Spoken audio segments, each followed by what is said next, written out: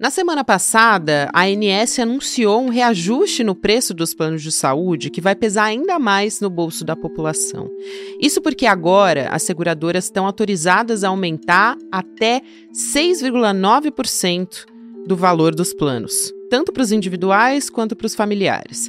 Além do reajuste, as empresas de seguro-saúde estão travando uma batalha no Congresso Nacional para retirar coberturas obrigatórias, tipo internação, tratamento para doença grave. Tudo isso está previsto nos planos, pelo famoso rol da Agência Nacional de Saúde. As negociações estão avançando na mesa do Arthur Lira. Presidente da Câmara dos Deputados pretende firmar um acordo para desregulamentar a saúde privada, assim como acontece no sistema de saúde estadunidense. Se confirmadas essas mudanças, os beneficiários vão ser prejudicados, já que vão ter que pagar um valor exorbitante pelas internações na saúde privada. Ou então, vai sobrecarregar o SUS. Segunda-feira, 10 de junho de 2024.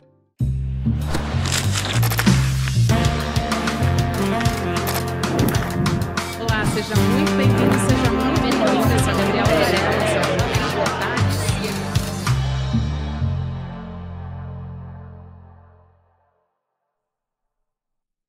Olá, seja muito bem-vindo, seja muito bem-vinda. Eu sou a Gabriela Varela, esse é o Videocast em Detalhes. E aqui, sempre com um convidado, uma convidada, a gente analisa uma temática ou uma notícia importante do momento. A gente conversa hoje sobre cancelamentos unilaterais nos planos de saúde, sobre o Congresso Nacional entrando nessa história, também o governo federal, e o reajuste dos planos. Vamos entender tudo isso com a professora médica, professora da UFRJ, Lígia Bahia, que também é doutora em saúde pública e coordenadora do Grupo de Pesquisa e Documentação sobre Empresariamento na Saúde. Professora, obrigada por aceitar nosso convite, seja muito bem-vinda.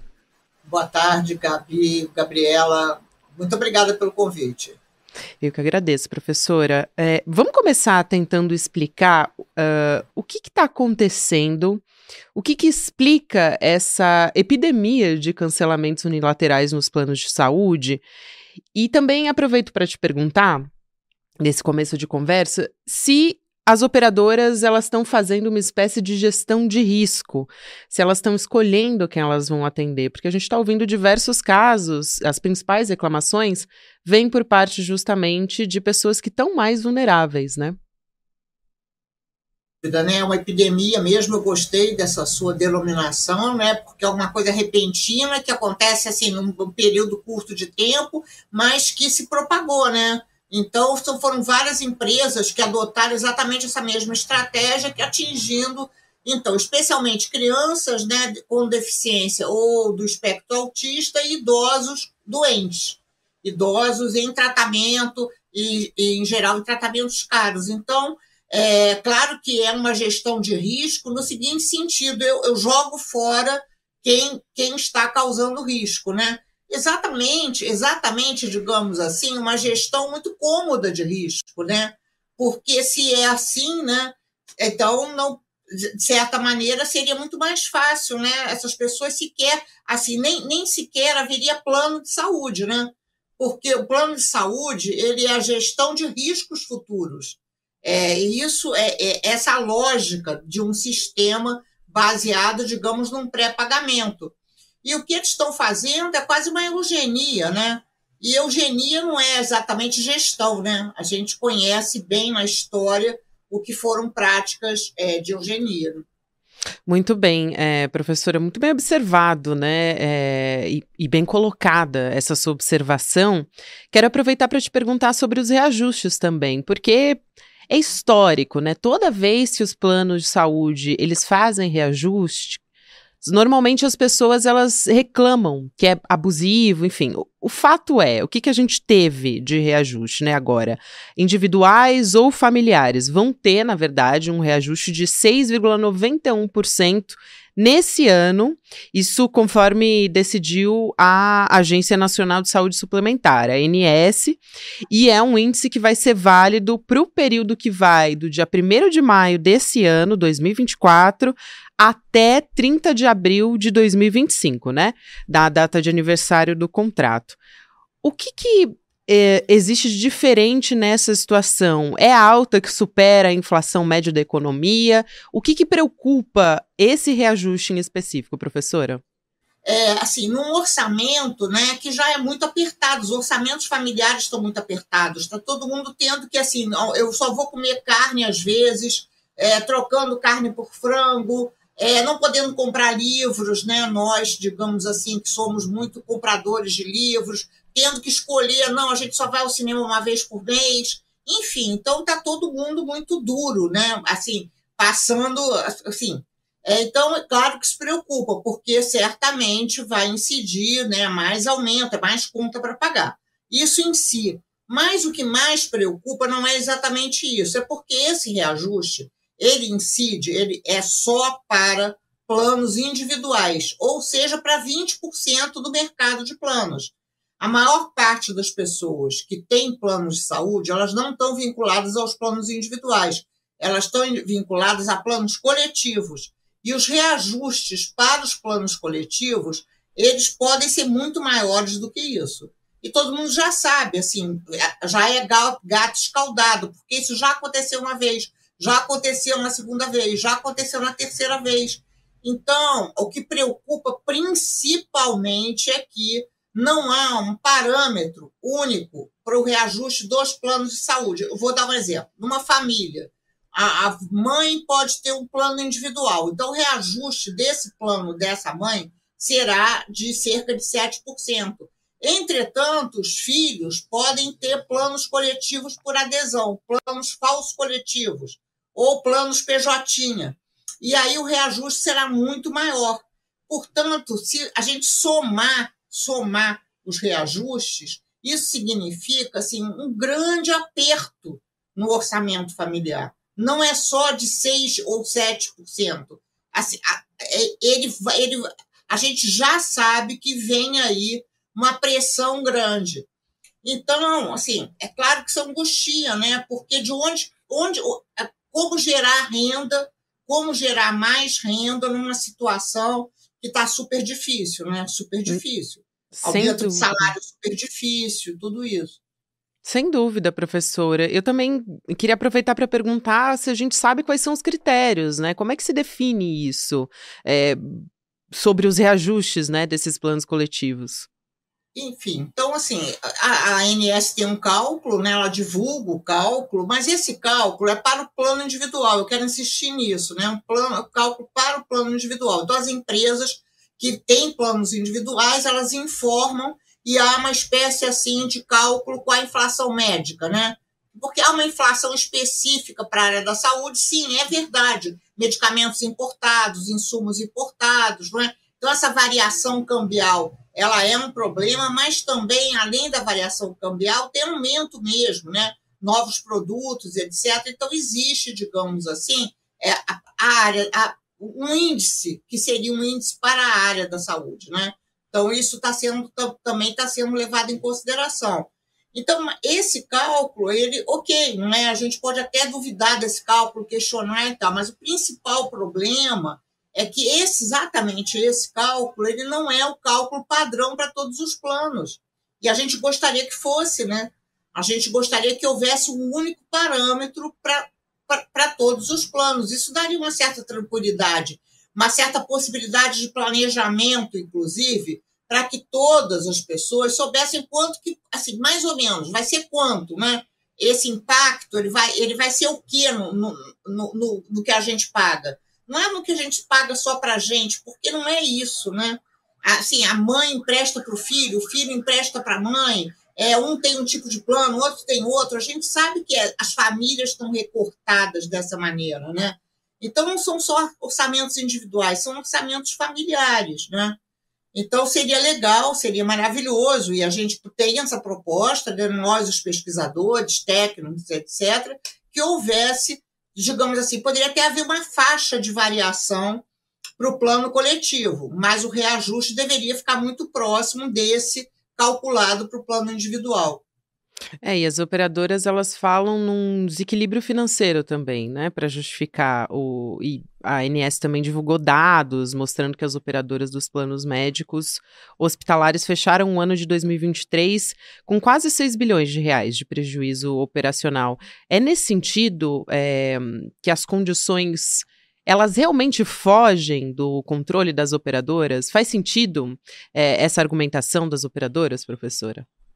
Olha, Gabriela, poderia até fazer sentido, porque, veja, se a gente pensar assim, que é uma operação tipo botequim, né? Eu comprei 6 pãezinhos e eu estou vendendo 5 pãezinhos na chapa, né? Estou perdendo um pãozinho. E no final do dia eu faço aquela conta naquele caderninho encebado. Mas não é assim que essas empresas funcionam, são grandes grupos econômicos financiarizados.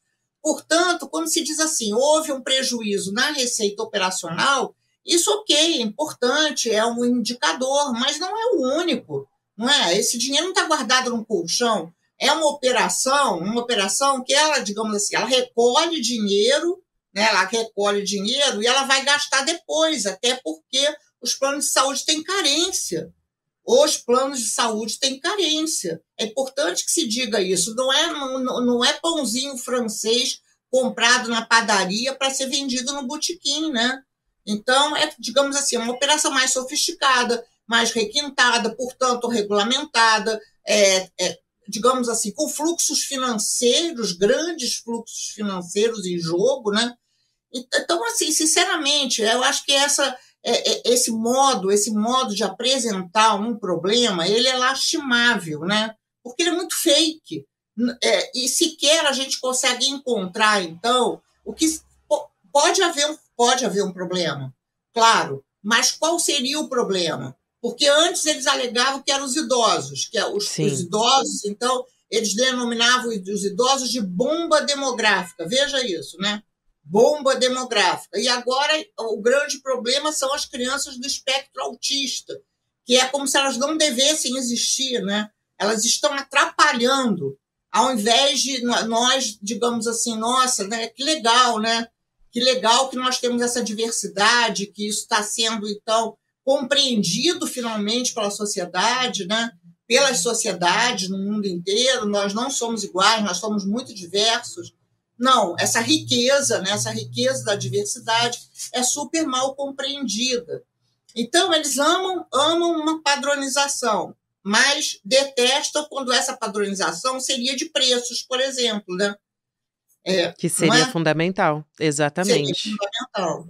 Que importante essa sua fala, professora, principalmente levando em conta esses cancelamentos que têm afetado diretamente essas famílias com crianças dentro do espectro, por exemplo, porque são crianças que dependem de um tratamento continuado, né, para ter uma evolução, enfim, isso faz uma diferença. Estava até conversando numa outra entrevista com uma advogada que justamente atua nesses casos, e ela também tem um filho nessas condições, e ela conta como a vida dessa família mudou completamente, né? É uma questão de como essa criança vai socializar, de como ela vai se comportar na escola, né? Tudo isso é muito importante e muda completamente a vida de uma família.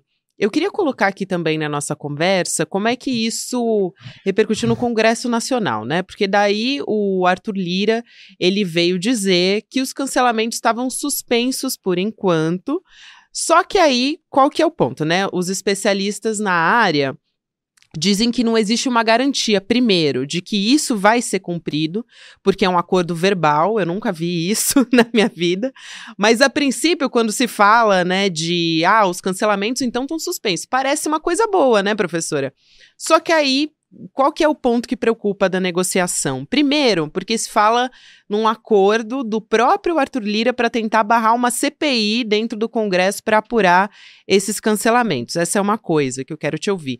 E a segunda é uma preocupação justamente com o Arthur Lira também fechar um acordo para transformar o sistema de saúde suplementar numa espécie do que seria, algumas pessoas estão já chamando de uma emulação de um sistema estadunidense, né, parecido com o dos Estados Unidos. Então, por exemplo, as empresas negociando criar contratos sem cobertura de internação, nessa nova lei que regulamenta o setor. Eu não consigo nem imaginar, porque parece esses novos modelos que existem, né? Por exemplo, o cartão de desconto, que já existem modelos assim, né?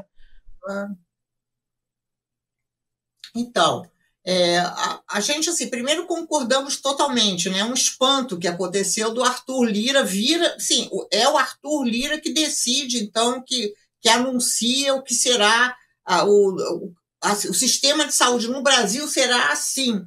Quer dizer, é uma coisa totalmente assim, bizarra, né?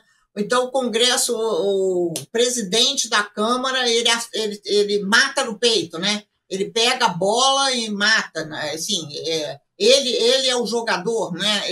Sozinho, ele é um voo solo, né? Que na realidade não é, né? Porque a gente sabe que foi um acordo, ele chamou as empresas e chamou a Agência Nacional de Saúde Suplementar antes desse anúncio. Mas é um anúncio, é um acordo de fio de bigode, Gabriela, porque isso não está escrito em lugar nenhum. Seria muito importante que a ANS, né, ela divulgasse uma nota, enfim, uma regra que valesse, que desse tranquilidade para as pessoas, inclusive para as pessoas que tiveram seus planos rescindidos unilateralmente, né, vão continuar a usar e vai acontecer de novo, né? Isso foi um transtorno, as pessoas terem que interromper tratamento, etc. Como você mencionou o caso dessa mãe de uma criança que necessita esses cuidados continuados, né, e intensivos, né? Enfim, então, isso é espantoso em si, né? O que está acontecendo no Congresso no momento? Olha só, a gente estuda muito isso, mas nós não temos certeza. Eu vou aqui conversar algumas hipóteses e também algumas conjecturas, né? Primeiro, claro que o Arthur Lira, ele, ao anunciar isso, ele, de certa maneira, ele impediu a CPI, né? Havia uma CPI em curso, o deputado Áureo estava liderando um processo, né? E esse processo ele vinha... Bom, a gente está no ano eleitoral, né? 2024 é ano eleitoral. Exato. Então isso estava sendo noticiado, etc. Ninguém nem sabia quem era esse deputado Áureo. De repente, ele se tornou uma pessoa importante, certo? Né? Porque, veja, isso é interessante, né? Então, eu acho que a CPI gorou. Ele conseguiu, o Arthur Lira conseguiu deter o processo CPI. Entretanto, melou a CPI. Melou a CPI. Eu acho que ele teve uma vitória em relação a isso. Entretanto, tem um projeto de lei que foi relatado pelo deputado Duarte Júnior. Deputado Duarte Júnior, que é candidato a prefeito em São Luís.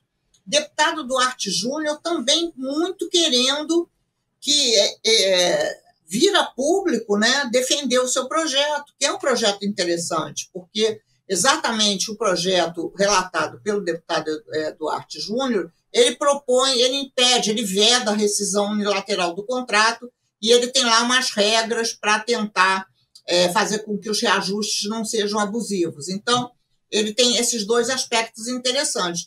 Mas o que nos assusta é que também, como o jornalista Hélio Gaspar divulgou, né, a gente sabe que tem muita pressão no Congresso Nacional para que esse mercado ele admita outras formas, né, outras formas de contrato, que não são contratos de pré-pagamento, exatamente como isso que você disse, que seria um cartão de desconto, ou seria uma coisa de benefício, alguma coisa assim, mas que eles querem vender.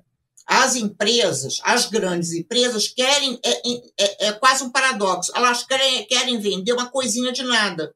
Elas querem vender uma bugiganga.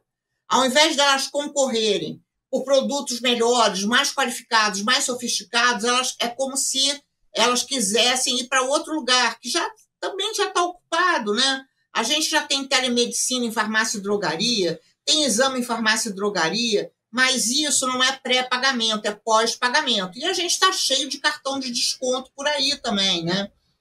De clínicas populares, etc., exame com cheque pré-datado, tem de tudo. Né? Mas eles, veja, é importante se entender isso, eles querem trazer para eles esse comércio. Como se, digamos, sei lá, eu vou dar um exemplo assim,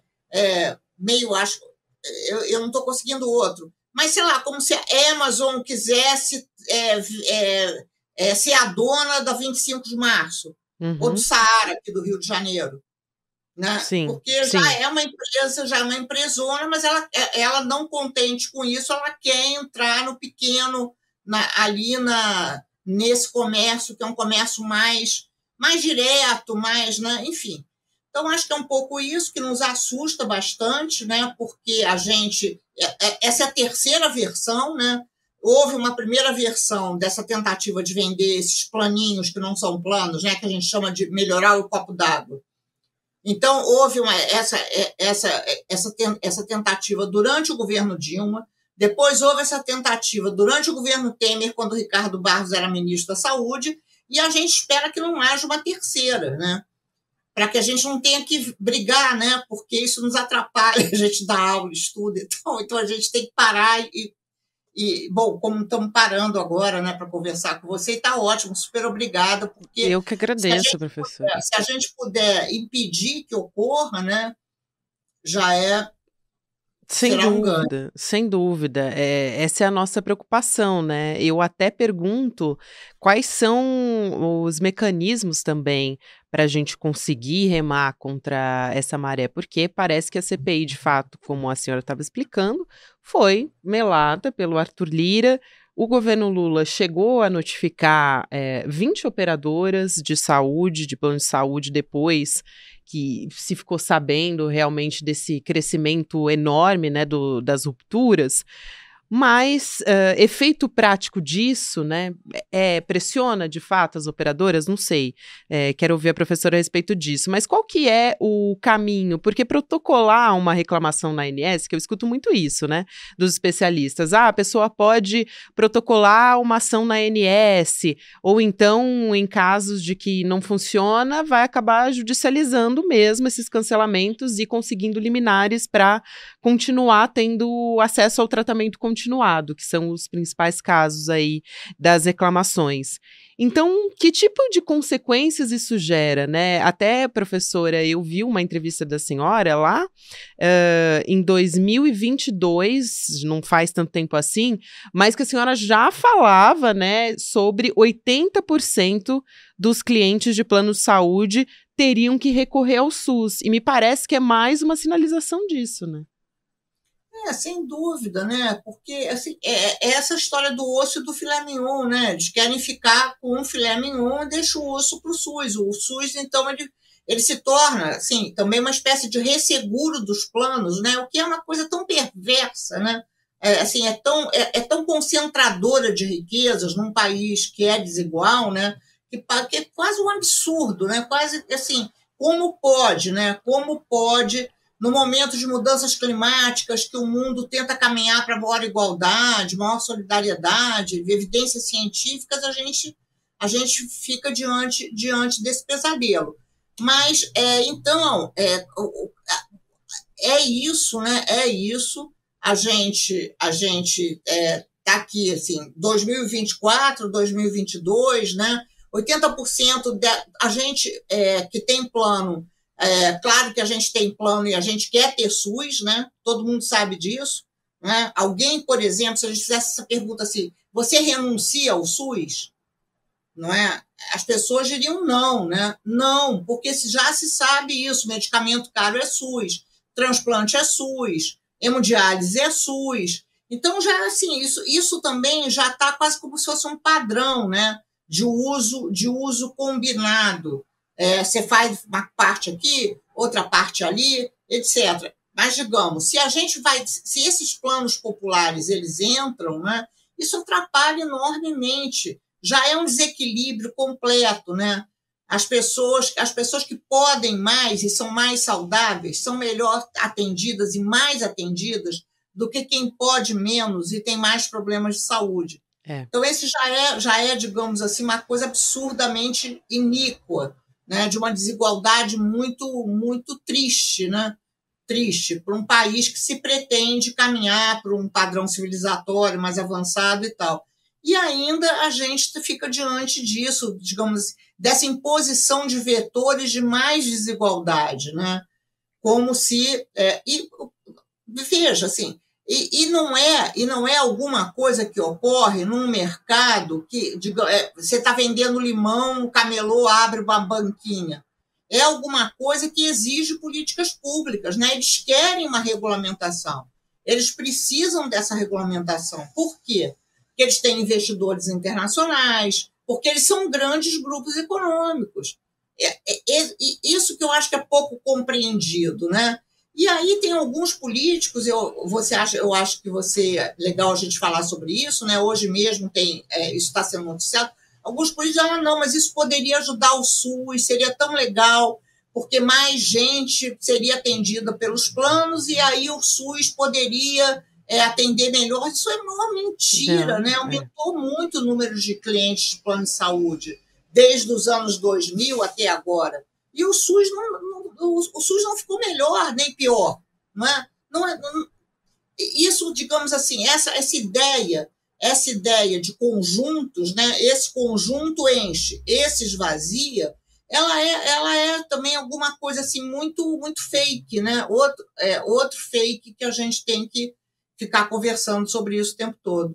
Nossa, com certeza, professora. Até falta tempo para a gente conversar, né? Tem a questão da nossa política de cuidado na saúde também. Enfim, é um assunto muito realmente profundo e a gente precisa falar sobre isso, né? E não só quando a gente tem, por exemplo, os reajustes dos planos de saúde, agora com esses cancelamentos, mas quero te agradecer, aprendi muitíssimo, tenho certeza que as pessoas que nos acompanham também. Foi um prazer te ouvir, professora, fundamental a sua fala aqui. Muito obrigada. Eu que agradeço, Gabriela, e a gente está sempre à disposição, né? Para nós também a gente acaba aprendendo, né? A gente, de certo modo, as perguntas são estimulantes para a gente estuda mais. Muito obrigada mesmo. Eu que agradeço. A professora Lígia Bahia, que é médica, ela é professora da UFRJ também e coordenadora do grupo de pesquisa e documentação sobre empresariamento na saúde. Professora, até uma próxima. Muito obrigada. Até bom. Eu continuo aqui nesse início de semana que a gente está conversando sobre um assunto tão importante. Eu quero aproveitar para te lembrar que a gente vai ter nessa semana o Despertar Empreendedor também, que é o primeiro grande evento presencial promovido aqui pelo ICL.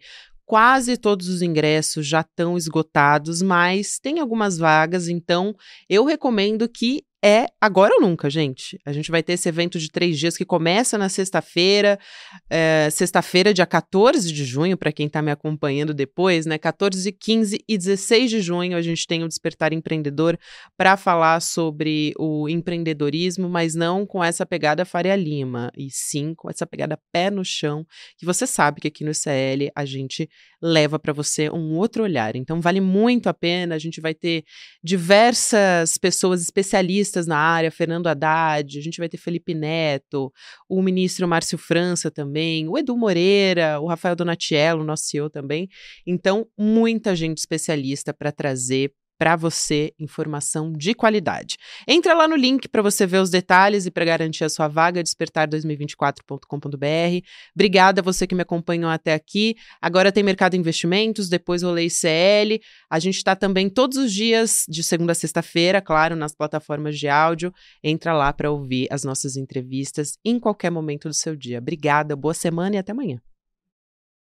O que você vai fazer nos dias 14, 15 e 16 de junho? Mas por que você está me perguntando isso? Nesses dias vai rolar o Despertar Empreendedor, um evento para redefinir o conceito de empreendedorismo no Brasil. Eu sou João Paulo Pacífico e vou estar lá também, mas tem um monte de gente super incrível. O evento será no Vibra São Paulo, uma das maiores casas de eventos do Brasil. Se você ainda não garantiu seu ingresso, corra que ainda dá tempo. No site despertar2024.com.br. Não fique de fora! Bora se encontrar no Despertar?